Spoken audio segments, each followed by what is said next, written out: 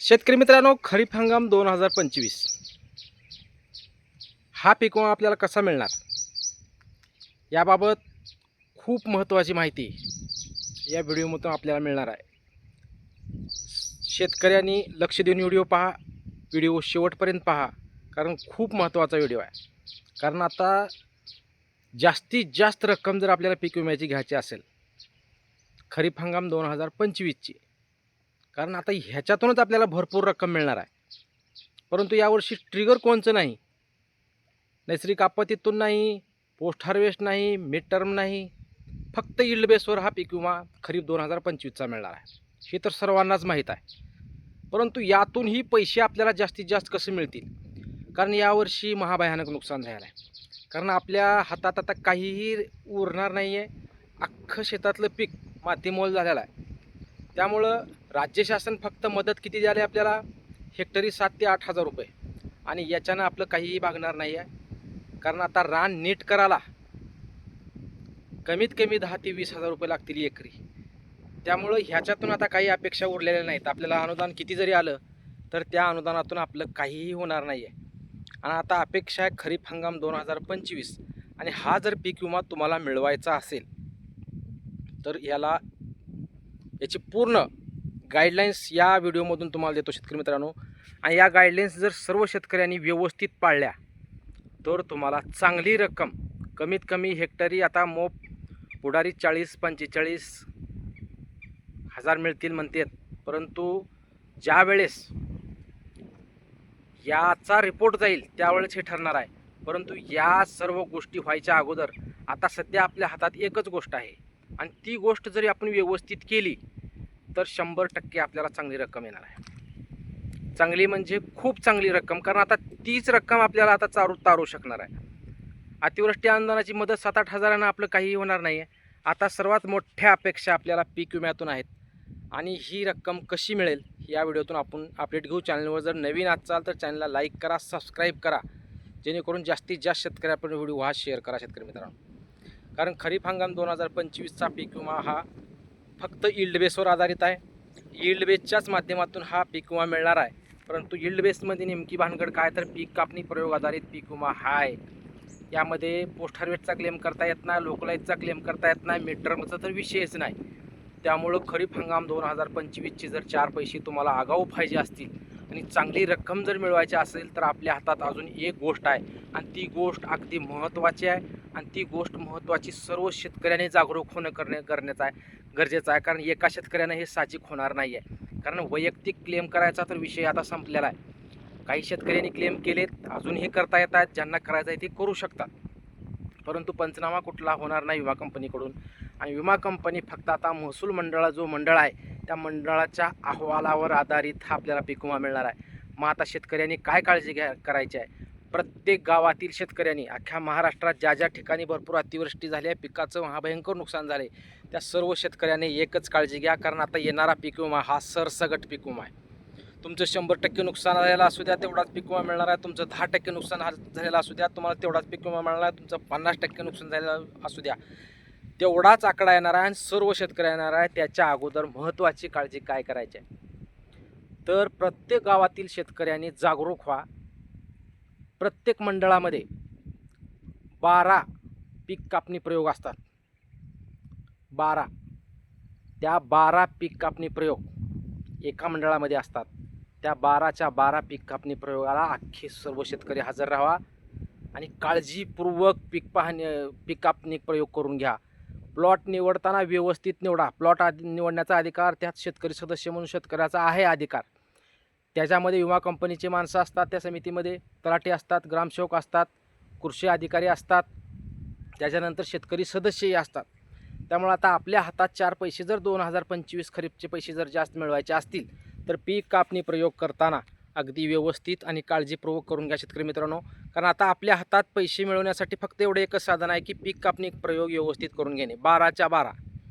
कारण पीक आता सध्याच्या जर अंदाजानं जर पाहिलं गेलं तर पिकात काहीही राहिलेलं नाही.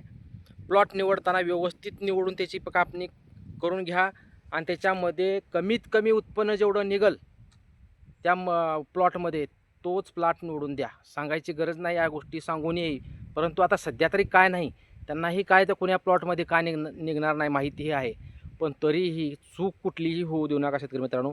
सर्व शेतकऱ्यातील प्रत्येक गावातील शेतकऱ्यांनी जेव्हा पीक कापणी प्रयोग सोयाबीनचा सुरुवात होईल त्यावेळेस सर्व शेतकऱ्यांनी एकत्रित येऊन व्यवस्थित पीक कापणी प्रयोग करून घ्या.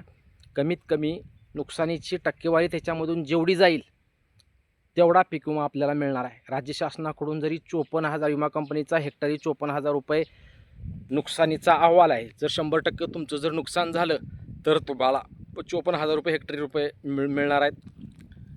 त्याच्या नुकसानी टक्केवारी 80% आली त्याच्यातून मायनस ते होणार आहेत. त्यामुळं सध्या शेतकऱ्यांचं 100% नुकसान झालं आहे. त्यामुळं पीक कापणी प्रयोगातून सुद्धा हाच अहवाल गेला तरच तुम्हाला तुमच्या महसूल मंडळाला 100% नाही कमीत कमी 80% तर रक्कम मिळणं गरजेचं आहे. आणि त्यासाठी पीक कापणी प्रयोग करताना शेतकऱ्यांनी जागरूक होऊन काळजी घेऊन करणं गरजेचं आहे. जेव्हा हे पीक कापणी प्रयोगाचा अहवाल जातो तो 50% यांच्या आधारित असतो. ड्रोनद्वारे राज्य शासनाकडून केला जातो त्यांच्या आधारावर 50% असतो. जेव्हा हा अहवाल कमीत कमी 80-90% नुकसानीचा जर गेला तर वरलाही अहवाल ड्रोनचाही तेवढाच जातो. त्यामुळं काळजी फक्त इतकी घ्या, जे तुमच्या सर्कलमध्ये मंडळामध्ये जे पीक कापणी प्रयोग होणार आहेत 12 त्या 12च्या 12 पीक कापणी प्रयोग व्यवस्थित करून घ्या. जेणेकरून प्लॉट निवडताना संपूर्ण प्लॉट खराब झालेला घ्या. जिथं काहीही निघणार नाही असा प्लॉट घ्या तरच तुम्हाला नुकसान भरपाई चांगली मिळणार आहे. त्यामुळे शेतकऱ्यांनी जागरूकतेनं राहावं. आता कसं आहे, राज्य प्रशासनाला आदेश दिलेले असतात, प्रशासनाला त्यांची कारवाई करावीच लागते. परंतु प्रशासनानंही समजून घ्यावं की आता ह्या सोयाबीनमधून आपल्याला काहीही निघणार नाही आहे. 0 रुपये तसं पाहिलं तर हेक्टरी 54,000 रुपये आपल्याला मिळणं गरजेचं आहे. परंतु ह्यांनी आता नुकसानीची टक्केवारी किती लावतात यावर आधारित आहे आणि ती गोष्ट आपल्यावरही आधारित आहे, शेतकऱ्यावरही आधारित आहे. त्यामुळे शेतकऱ्यांनी पीक कापणी प्रयोग करताना स्वतः हजर राहावं जागरूकतेनं. आपल्या जेव्हा पीक कापणी प्रयोग सुरू होईल त्यावेळेस काळजी काय घ्यायची आहे, प्लॉट व्यवस्थित निवडणे. व्यवस्थित म्हणजे जास्तीत जास्त प्लॉट हे गेलेले आहेत, परंतु त्यातलीही गेलेलाच प्लॉट घ्या आणि त्या गेलेल्या प्लॉटमधून ह्यांची पीक कापणी प्रयोग अहवाल करून घ्या. प्लॉट निवडण्याचा अधिकार जरी त्यांना असला तर शेतकरी सदस्य म्हणून शेतकऱ्यांनाही असू शकतो. आणि त्याबाबत योग्य ती काळजी घ्या तरच तुम्हाला हेक्टरी 54,000 नाही 100% नुकसान झाले. आमचा अधिकार फक्त 54,000 हेक्टरीचाच अपेक्षा आहे सध्या. परंतु त्यातही अहवाल कमी गेला तर त्यातून 80% का होणार रक्कम आपल्या शेतकऱ्यांच्या हातात पडणं गरजेचं आहे. त्यामुळे ही महत्त्वाची काळजी करून घ्या. एका सर्कलमध्ये 12 अहवाल असतात पीक कापणी प्रयोगाचे. त्यातील 12च्या 12 अहवालाचा रिपोर्ट महसूल मंडळाला जातो व तो महसूल मंडळाचा रिपोर्ट विमा कंपनीला जातो व विमा कंपनी त्या आधारे आपल्याला पीक विमा वाटप करत असते. त्यामुळं पीक कापणी प्रयोग करत असताना प्रत्येक महाराष्ट्रातील जिल्ह्यातील महसूल मंडळातील जे सर्कल आहेत त्या सर्कलमध्ये 12 असे प्रयोग होणार आहेत. त्यामुळे हे प्रयोग होताना शेतकऱ्यांनी योग्य ती काळजी घेऊन जेणेकरून शेतकऱ्यांना फायदा होईल अशा अपेक्षेनं प्लॉट निवडा आणि नुकसानीची टक्केवारी जास्त लागेल. आणि ती नुकसानीची टक्केवारी जास्त लागल्यामुळं कमीत कमी 80% तर पीक विमा मिळणं आपल्याला साहजिक गरजेचं आहे. त्यामुळं शेतकऱ्यांनी याबाबत जागरूक राहा. 12 आहेत पीक कापणी प्रयोग 12 आहेत अजूनही सांगतोय. सर्वांनी लक्षात ठेवा, पीक कापणी प्रयोग होत आहेत का नाही हे चेक करा. जिथं पीक कापणी प्रयोग होत आहेत त्यावेळेस सर्व शेतकऱ्यांनी जागरूक होऊन हजर राहा आणि पीक कापणी प्रयोग व्यवस्थित करून घ्या आणि नुकसानीची टक्केवारी लावलेत का नाही ही चेक करा. तरच आपल्याला 70 ते 80% नुकसानीची पीक विमा आपल्याला मिळू शकतो. जरी 54,000 हेक्टरी जरी नाही मिळाले कमीत कमी 80%नं 30 ते 40,000 हेक्टरी तर आम्हाला रक्कम मिळणं गरजेचं आहे. त्यामुळं 80% तर नुकसान जाणं गरजेचं आहे तरच तुम्हाला चांगली रक्कम आपल्या शेतकऱ्यांना मिळू शकते. त्यामुळे ही महत्त्वाची काळजी सर्व शेतकऱ्यांनी घ्या आणि पीक कापणी प्रयोग व्यवस्थित करून घ्या. धन्यवाद मित्रांनो. अशाच नवनवीन व्हिडिओसाठी व अपडेटसाठी चॅनलला लाईक करा, सबस्क्राईब करा. अख्ख्या महाराष्ट्रातील शेतकऱ्यापर्यंत हा व्हिडिओ जाऊ द्या जेणेकरून प्रत्येक शेतकरी हा जागरूक झाला पाहिजे की पीक कापणी प्रयोग आपल्या एरियामध्ये व्यवस्थित होत आहे का नाही. धन्यवाद.